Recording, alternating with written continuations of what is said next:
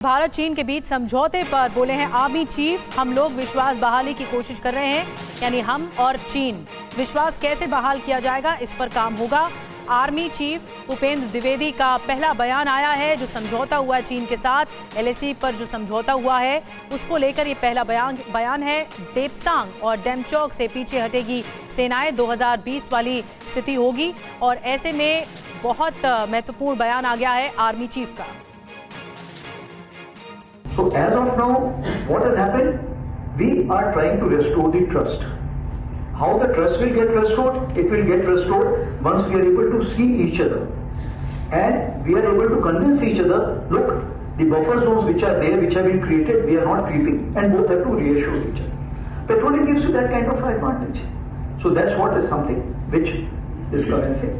And as we restore the trust, the other stages will also follow through.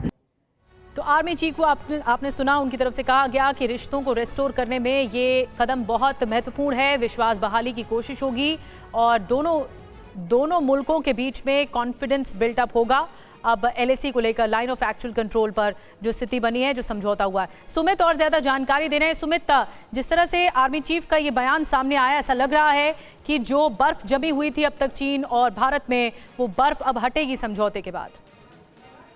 बिल्कुल, दोनों देशों के बीच में इन सीमाओं को लेकर खासतौर पर 2020 के बाद से ही लगातार जो कन्फ्रंटेशन बढ़ा था, जो कन्फ्लिक्ट बढ़ा था, उसको धीरे धीरे सुलझा लिया गया है। और आप ये भी कह सकते हैं कि 4 साल भी लगे इन चीजों को सुलझाने में। लेकिन महत्वपूर्ण ये है कि दोनों तरफ से इन बिगड़े हालातों को सुलझाने में एक महत्वपूर्ण, आप कह सकते हैं, पड़ाव आ चुका। और खास तौर पर पेट्रोलिंग को लेकर ना सिर्फ आप कह सकते हैं कि ईस्टर्न लद्दाख के इलाकों में, आप गलवान के इलाकों में, बल्कि कई जगहों पर जो बातचीत हुई है पेट्रोलिंग पॉइंट्स को लेकर, पेट्रोलिंग को लेकर, उसमें सहमति बनती दिख रही है। और आर्मी चीफ ने भी ये कहा कि देखिए, 2020 में यथास्थिति बदली थी, यानी जो एरिया बदला था या फिर जो स्थिति बदली थी, वो वापस भारत ने रीगेन कर ली है।